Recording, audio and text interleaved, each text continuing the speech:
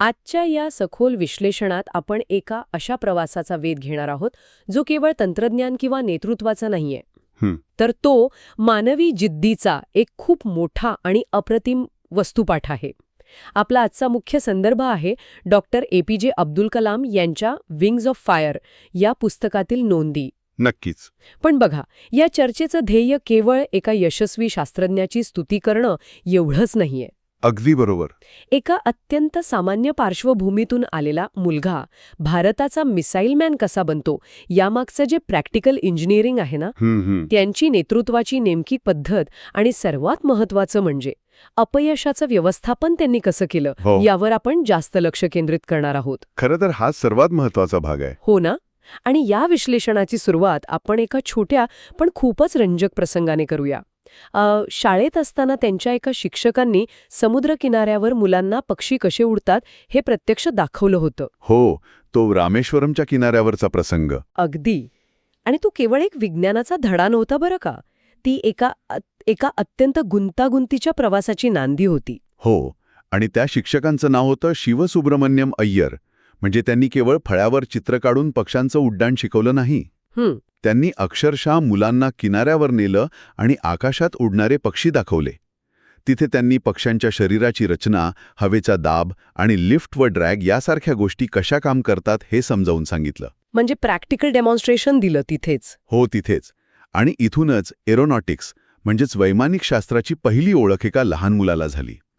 आता एरोनॉटिक्स म्हणजे हवेत उडणाऱ्या कोणत्याही वस्तूचा, मग ते विमान असो वा रॉकेट, त्याचा अभ्यास करणारं शास्त्र.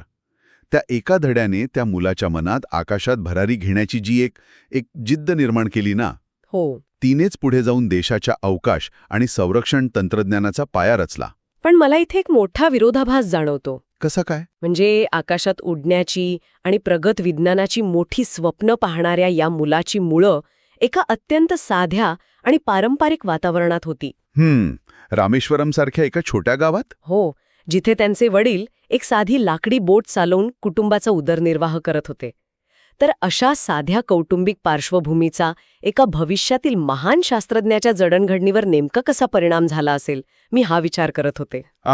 या नोंदींचा बारकाईने अभ्यास केल्यास आपल्याला एक गोष्ट समजते, ती म्हणजे त्यांच्या घरात पैशांची श्रीमंती अजिबात नव्हती, पण भावनिक आणि नैतिक सुरक्षितता प्रचंड होती. अच्छा. त्यांचे वडील जैनुलाबुद्दीन हे अत्यंत शिस्तबद्ध होते. अच्छा. ते पहाटे उठून नमाज पठण करणे आणि त्यानंतर नारळाच्या बागेत पायी चालत जाणे हा त्यांचा रोजचा नित्यक्रम होता. आणि दुसरीकडे त्यांची आई आशिअम्मा या अत्यंत दानशूर होत्या. म्हणजे लोकांची मदत करणाऱ्या. हो, घरातल्या माणसांपेक्षा जास्त बाहेरचे लोक त्यांच्याकडे रोज जेवायचे. बापरे. या वातावरणातून एक अत्यंत महत्वाची गोष्ट घडली, ती म्हणजे शिस्त आणि साधेपणा हे त्यांच्या स्वभावाचा स्थायी भाव बनले. आता बघा, अवकाश संशोधनासारख्या क्षेत्रात जिथे हजारो सुटे भाग आणि अत्यंत क्लिष्ट गणिते असतात, खूपच कॉम्प्लेक्स असतं ते सगळं. अगदी. तिथे मुळातच एका संयमी आणि शिस्तबद्ध मनाची गरज असते. आणि तीच शिस्त त्यांना या रामेश्वरमच्या घरातून मिळाली होती. हे ऐकायला खूप सोपं आणि छान वाटतं. पण जेव्हा आपण प्रत्यक्ष शिक्षणाचे आणि करिअरच्या टप्प्यावर येतो, तेव्हा केवळ शिस्त पुरेशी नसतेच. नाही, तिथे पैशांचीही गरज असतेच. हो, आर्थिक पाठबळाची गरज असते. आणि जेव्हा त्यांनी सेंट जोसेफ कॉलेजमधून भौतिकशास्त्राचं शिक्षण पूर्ण केलं आणि त्यानंतर त्यांना मद्रास इन्स्टिट्यूट ऑफ टेक्नॉलॉजी म्हणजे MIT मध्ये एरोनॉटिकल इंजिनिअरिंगला प्रवेश मिळाला. तो खूप महत्वाचा टप्पा होता. हो, पण फी भरण्यासाठी त्यांच्याकडे पैसेच नव्हते. अशावेळी त्यांच्या बहिणीने जोहराने स्वतःचे सोन्याचे दागिने गहाण ठेवून त्यांना मदत केली होती. हो, हा प्रसंग खूपच भावनिक आहे. हो ना? म्हणजे एवढं मोठं आर्थिक आणि भावनिक ओझं घेऊन एखादा विद्यार्थी आपल्या ध्येयाकडे कसा पाहत असेल? हे एक अत्यंत नाजूक पण तितकाच महत्वाचा टप्पा आहे. जेव्हा कुटुंबातील एखादी व्यक्ती तुमच्या शिक्षणासाठी स्वतःचे दागिने गहाण ठेवते, तेव्हा दोनच गोष्टी घडू शकतात. कोणत्या? एकतर तो विद्यार्थी त्या प्रचंड दडपणाखाली पूर्णपणे कोलमडून पडू शकतो, किंवा त्यातून त्याला एक प्रचंड मोठी प्रेरणा मिळू शकते. या नोंदीनुसार या घटनेने दडपणाऐवजी एका अकाउंटेबिलिटीला म्हणजे नैतिक जबाबदारीला जन्म दिला. म्हणजे त्यांना ती जबाबदारी जाणवली. हो, त्यांच्या बहिणीचा तो त्याग केवळ पैशांची मदत नव्हती, तर तो एका स्वप्नावर ठेवलेला प्रगाढ विश्वास होता, या विश्वासानेच त्यांच्यात अशी एक ऊर्जा निर्माण केली की आता मागे वळून पाहणं शक्यच नव्हतं. अजिबात नाही. हाताच्या अंतरावर येऊन निसटतं तेव्हा ती परिस्थिती खूपच कठीण असते. अगदीच. कारण एरोनॉटिक्सचं शिक्षण पूर्ण केल्यानंतर त्यांचं सर्वात मोठं स्वप्न होतं फायटर पायलट बनण्याचं. हो, त्यांची डेहराडूनला मुलाखत झाली होती. बरोबर. डेहराडून येथे झालेल्या त्या मुलाखतीत केवळ 8 जागा होत्या आणि त्यांचा क्रमांक 9 आला. थोडक्यात सांगायचं तर ते रिजेक्ट झाले. हो, त्यांना नाकारलं गेलं. इतक्या जवळ येऊन स्वप्नभंगानंतर माणूस प्रचंड नैराश्यात जाऊ शकतो. मग या धक्क्यातून सावरण्याची त्यांची प्रक्रिया नेमकी कशी होती? फायटर पायलट बनण्याचं स्वप्न भंगणं हा खरं तर त्यांच्या आयुष्यातला पहिला मोठा धक्का होता. पण अशा वेळी त्यांनी जे केलं ते त्यांच्या मानसिक कणखरतेचं उत्तम उदाहरण आहे.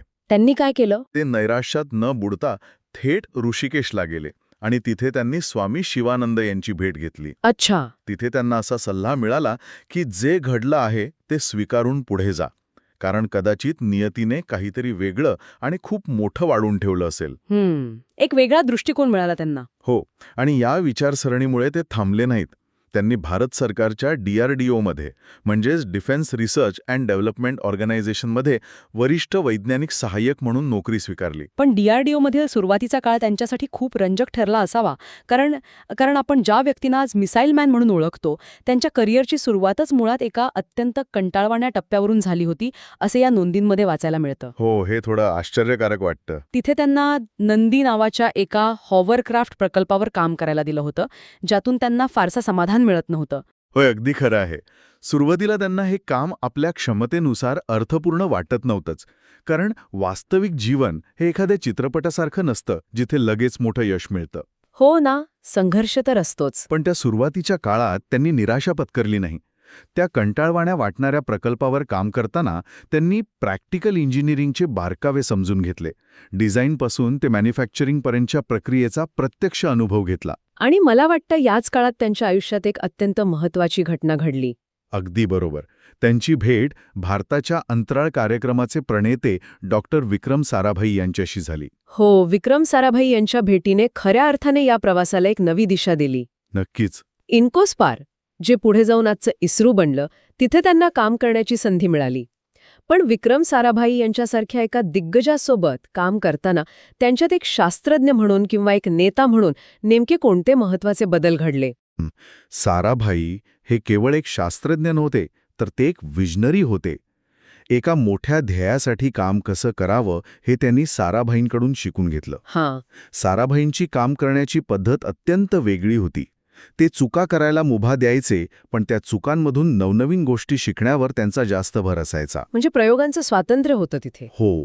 कोणतेही मोठं तंत्रज्ञान विकसित करताना अनेक हुशार लोकांची एक टीम बांधावी लागते आणि त्यांच्याकडून सर्वोत्तम काम कसं करून घ्यायचं हे कौशल्य डॉक्टर कलाम यांनी साराभाईंच्या सानिध्यात आत्मसात केलं. हा तोच काळ होता जेव्हा भारताने थुंबा येथून आपली पहिली रॉकेट उड्डाणे सुरू केली होती. आणि याच टीमवर्कची आणि नेतृत्वाची खऱ्या अर्थाने कसोटी लागली ती भारताच्या पहिल्या स्वदेशी सॅटेलाइट लॉन्च व्हेइकल म्हणजेच SLV-3 या अत्यंत महत्त्वाकांक्षी कार्यक्रमाच्या वेळी. हो, तो खूपच क्रिटिकल प्रोजेक्ट होता. या प्रकल्पाचं नेतृत्व डॉक्टर कलाम यांच्याकडे होतं. आता आपण इथे थोडं थांबूया आणि हे समजून घेऊया की SLV म्हणजे नक्की काय आणि 1970च्या दशकात भारतासाठी ही गोष्ट इतकी कठीण का होती. SLV म्हणजे सॅटेलाइट लॉन्च व्हेइकल किंवा उपग्रह प्रक्षेपक यान. सोप्या भाषेत सांगायचं तर हा एक असा प्रचंड शक्तिशाली रॉकेट असतो जो एखादा उपग्रह पृथ्वीच्या कक्षेत नेऊन प्रस्थापित करतो. ऑर्बिटमध्ये नेऊन ठेवतो. बरोबर. हे तंत्रज्ञान अत्यंत गुंतागुंतीचं असतं, कारण यात हजारो सुटे भाग असतात आणि वेगाचं अचूक गणित साधावं लागतं. आणि त्या काळात तर हो, त्या काळात म्हणजे 70च्या दशकात भारताकडे न मोठं बजेट होतं ना आजच्यासारखे प्रगत संगणक होते. अशा परिस्थितीत हजारो इंजिनियर्सच्या मदतीने हे यान तयार करणं हे खरोखरच एक शिवधनुष्य पेलण्यासारखंच होतं. आणि या शिवधनुष्याची पहिली चाचणी ऑगस्ट 1979 मध्ये झाली, पण हे पहिलं प्रक्षेपण दुर्दैवाने अपयशी ठरलं. हो, तो दिवस खूप कठीण होता त्यांच्यासाठी. या नोंदींमध्ये ते कंट्रोल रूममधील तणावाचं वर्णन खूप सविस्तर दिलंय. संगणकाने काहीतरी तांत्रिक अडचण दाखवली होती, तरीही प्रक्षेपण केलं गेलं आणि ते यान थेट बंगालच्या उपसागरात कोसळलं. या मोठ्या अपयशानंतर तिथे नेमके काय घडले? हा जो प्रसंग आहे ना, हा नेतृत्वाचा आणि अकाउंटेबिलिटीचा सर्वात मोठा धडा आहे. कसा काय? जेव्हा प्रक्षेपण अयशस्वी झालं आणि यान समुद्रात कोसळलं, तेव्हा तिथे उपस्थित असलेल्या सर्वांनाच खूप मोठा धक्का बसला होता. त्यानंतर एक प्रेस कॉन्फरन्स आयोजित केली होती, जिथे संपूर्ण देशाचे आणि जगाचे मीडिया उपस्थित होते. बापरे, म्हणजे खूप मोठा प्रेशर असेल. प्रचंड. त्यावेळी डॉक्टर कलाम अत्यंत तणावात होते. पण इथेच इस्रोचे तत्कालीन अध्यक्ष आणि डॉक्टर कलाम यांचे वरिष्ठ सतीश धवन पुढे आले. धवन यांनी डॉक्टर कलाम यांना बाजूला केलं आणि स्वतः मीडियाला सामोरे गेले. त्यांनी मीडियाला अत्यंत शांतपणे सांगितलं की आमचा हा प्रयोग अपयशी ठरला आहे, पण मला माझ्या टीमवर पूर्ण विश्वास आहे आणि पुढच्या वर्षी आम्ही नक्की यशस्वी होऊ. क्या बात है. म्हणजे बघा, एका वरिष्ठ नेत्याने आपल्या टीमच्या अपयशाची संपूर्ण जबाबदारी स्वतःच्या खांद्यावर घेतली आणि आपल्या कनिष्ठ सहकार्याला टीकेपासून वाचवलं. हां, खरोखरच एक अद्भुत प्रसंग आहे. अपयशाच्या वेळी स्वतःला पुढे करणं आणि टीमला पाठीशी घालणं. पण याचा पुढचा भागही तितकाच रंजक आहे ना? हो, अगदी. कारण बरोबर एका वर्षानंतर जुलै 1980 मध्ये याच स्कीमने SLV-3चे दुसरे प्रक्षेपण केले आणि यावेळी मात्र ते पूर्णपणे यशस्वी झाले. रोहिणी उपग्रह यशस्वीरित्या पृथ्वीच्या कक्षेत प्रस्थापित झाला. तर यशाच्या या क्षणी सतीश धवन यांची भूमिका काय होती? इथेच सतीश धवन यांच्या महान नेतृत्वाचं वर्तुळ खऱ्या अर्थाने पूर्ण होतं. जेव्हा दुसरं प्रक्षेपण यशस्वी झालं आणि सर्वत्र आनंदाचं वातावरण होतं, तेव्हा मीडिया पुन्हा एकदा प्रेस कॉन्फरन्ससाठी जमा झाला. पण यावेळी सतीश धवन स्वतः पुढे गेले नाहीत. अच्छा. त्यांनी डॉक्टर कलाम यांना बोलावलं आणि सांगितलं की जा आणि प्रेस कॉन्फरन्सला सामोरे जा. वा. याचा अर्थ अत्यंत स्पष्ट होता.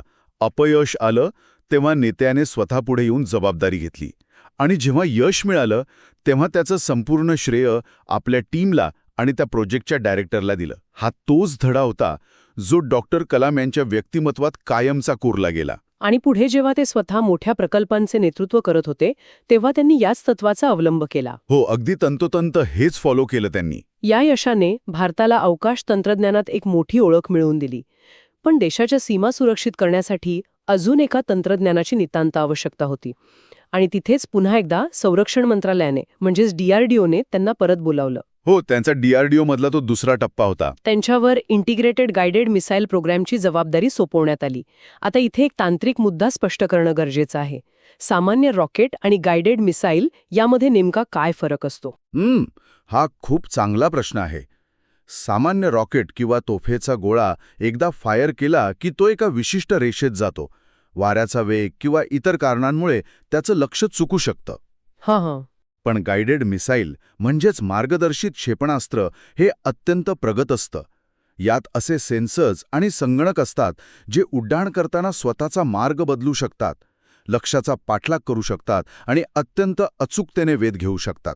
म्हणजे ती स्वतःला ॲडजस्ट करू शकतात. हो, आणि याच मिसाईल प्रोग्राम अंतर्गत भारताने पृथ्वी, अग्नी, आकाश, त्रिशूल आणि नाग अशी 5 अत्यंत प्रगत क्षेपणास्त्र विकसित करण्याची योजना आखली होती. पण हे एवढं सोपं नक्कीच नव्हतं, कारण जेव्हा भारताने या क्षेपणास्त्रांवर काम सुरू केलं तेव्हा जागतिक राजकारणात अनेक उलथापालथी होत होत्या. खूप मोठं राजकारण सुरू होतं तेव्हा. विकसित देशांनी ज्यांच्याकडे हे तंत्रज्ञान आधीपासून होतं त्यांनी भारतावर सँक्शन्स म्हणजेच कठोर तंत्रज्ञान विषयक निर्बंध लादले होते. हो, MTCR सारखे करार होते. बरोबर. MTCRमुळे भारताला बाहेरून कोणताही महत्वाचा सुटा भाग किंवा प्रगत तंत्रज्ञान मिळत नव्हतं. मग एका विकसनशील देशाने अशा चौफेर नाकेबंदीवर कशी काय मात केली?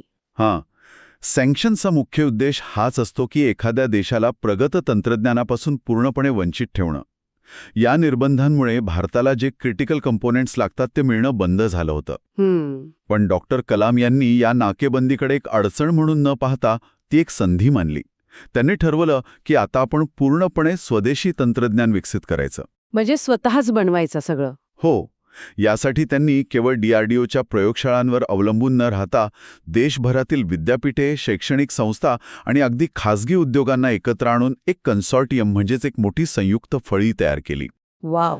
त्यांनी तरुण वैज्ञानिकांना पूर्ण स्वातंत्र्य दिलं. जर आपण बाहेरून काही आणू शकत नाही तर आपण ते स्वतः इथे बनवू, हा त्यांचा दृष्टिकोन होता. यातूनच देशात संशोधनाची एक मोठी लाट आली आणि निर्बंध असूनही भारताने अग्नी आणि पृथ्वी सारखी क्षेपणास्त्र यशस्वीरित्या विकसित केली.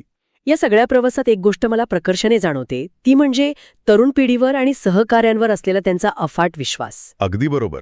ते नेहमी म्हणायचे की तरुण वैज्ञानिकांना प्रयोग करू द्या, चुका करू द्या. जर तुम्ही चुका करण्यावर बंदी घातलीत तर तुम्ही नाविन्यपूर्ण शोधांवर म्हणजेच इनोव्हेशनवर बंदी घालता. हो, हे त्यांचं अत्यंत महत्त्वाचं तत्व होतं. आणि त्यांच्या या कार्यपद्धतीमुळंच DRDO आणि इस्रोमध्ये एक अशी कार्यसंस्कृती निर्माण झाली जिथे कोणीही मोकळेपणाने आपले विचार मांडू शकत होतं. बरोबर. आणि या वैज्ञानिक कार्यसंस्कृतीच्या बरोबरीनेच त्यांच्या नोंदींमधील एक अत्यंत वेगळा आणि लक्षवेधी पैलू समोर येतो. तो म्हणजे विज्ञान आणि अध्यात्म यांचा सुरेख संगम. हा खूप इंटरेस्टिंग भाग आहे. साधारणपणे असा समज असतो की जे लोक विज्ञानाच्या कसोट्यांवर जगतात त्यांचा अध्यात्मावर फारसा विश्वास नसतो. पण डॉक्टर कलाम यांच्या बाबतीत हे दोन्ही विषय एकमेकांना पूरक होते.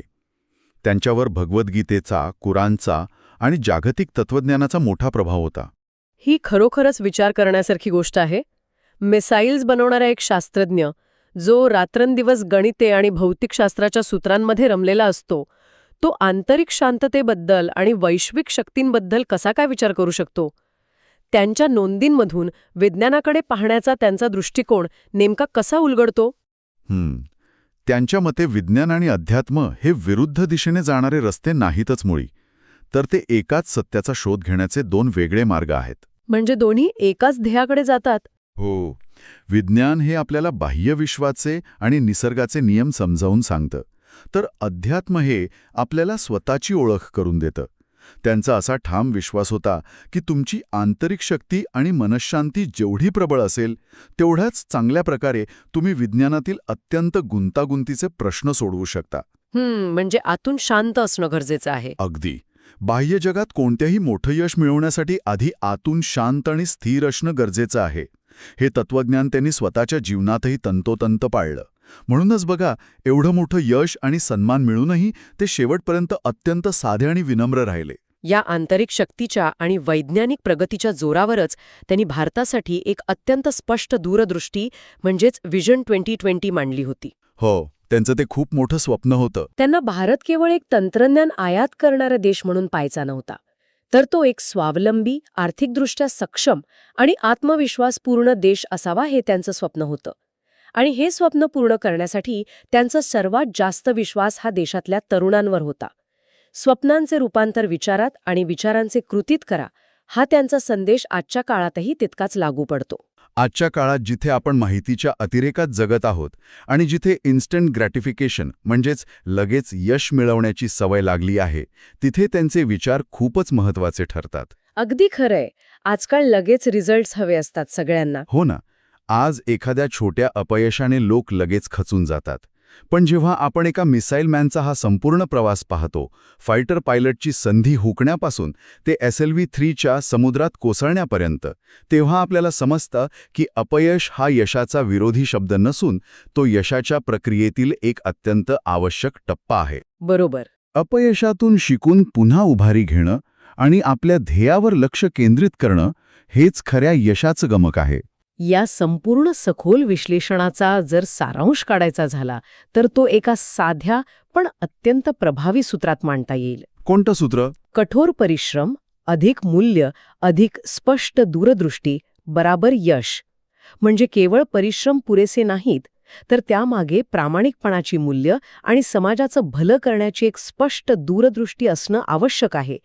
या सूत्राने रामेश्वरम मधल्या एका सामान्य मुलाला देशाच्या राष्ट्रपती भवनापर्यंत आणि कोट्यावधी लोकांच्या हृदयापर्यंत पोहोचवलं. अगदी यथार्थ असा हा सारांश आहे. पण हे विश्लेषण संपवताना मला एक नवीन आणि वेगळा मुद्दा इथे उपस्थित करणं गरजेचं वाटतं. कोणता? हा एक जरा विचार करण्यासारखा मुद्दा आहे. आज आपण आर्टिफिशियल इंटेलिजन्स आणि स्पेसएक्स सारख्या खाजगी अवकाश कंपन्यांच्या युगात वावरत आहोत. आज तंत्रज्ञान खूप वेगाने बदलत आहे आणि माहिती ओपन सोर्स झाली आहे. अशा या अतिवेगवान जगात जर डॉक्टर कलाम आज असते तर त्यांनी त्यांच्या स्वदेशी तंत्रज्ञानाच्या व्याख्येत कसा बदल केला असता? खूपच गहन प्रश्न आहे. आणि ह्यासोबतच आणखी एक विचार. जरा विचार करा, जर कलाम खरोखरच सुरुवातीला फायटर पायलट म्हणून निवडले गेले असते तर काय झालं असतं. त्यांनी नक्कीच तिथेही उत्तम काम केलं असतं. कदाचित ते एक उत्तम पायलट झाले असते, पण भारताचे अंतराळ आणि संरक्षण तंत्रज्ञान आज ज्या स्वयंपूर्ण टप्प्यावर आहे तिथे पोहोचले असते का? कधीकधी विश्वाकडून मिळालेला नकार हा एका खूप मोठा होकारची आणि एका संपूर्ण देशाच्या प्रगतीची नांदी असू शकतो. या प्रश्नावर नक्की विचार करा. याच विचारासोबत आपण आजचे हे सखोल विश्लेषण इथेच थांबूया, पण हा शिकण्याचा आणि विचार करण्याचा प्रवास असाच चालू राहू द्या. व्हिडिओ आवडला असेल तर लाईक करा आणि अशाच युजफुल व्हिडिओसाठी चॅनलला सबस्क्राईब करायला विसरू नका.